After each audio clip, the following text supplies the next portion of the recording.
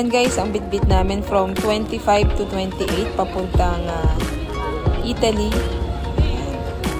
Ayan, may libreng papansit si Mayor at may libreng tubig, sparkling water dyan sa tabi namin.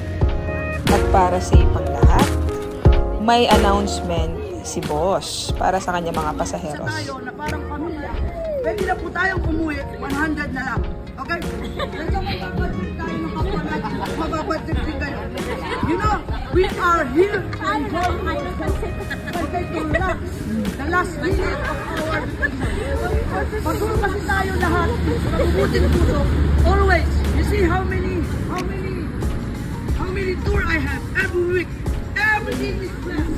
At dahil dyan, inatasan tayo ni Bossing na maging traffic enforcer. Baka masagasaan itong mga pasaheros natin. Ate, dito mga kaibigan lang. natin yan.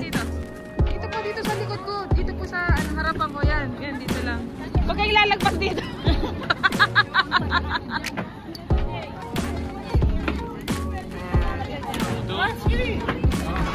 Mukhang ready na ang lahat, oh. Wala talagang pasaway, oh. Ang ganda ng mga arrangement at nagtutulungan talaga. Ito lang naman ang pinaka-the best na driver. Hello!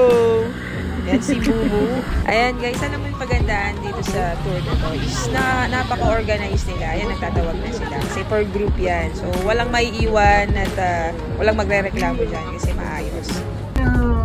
2 minutes and 59 seconds. Yan si Bossing. Well, inform ang kanyang mga pasaheros lagi. Niyaman naman nila sa buo. Totoo naman yung iba gusto lang talagang Jollibee. Kaya mabango tayo bukas. Amoy Jollibee na daw. Ayan, ang ganda na ng araw. So 9 AM na po kami nakapasok. Milan.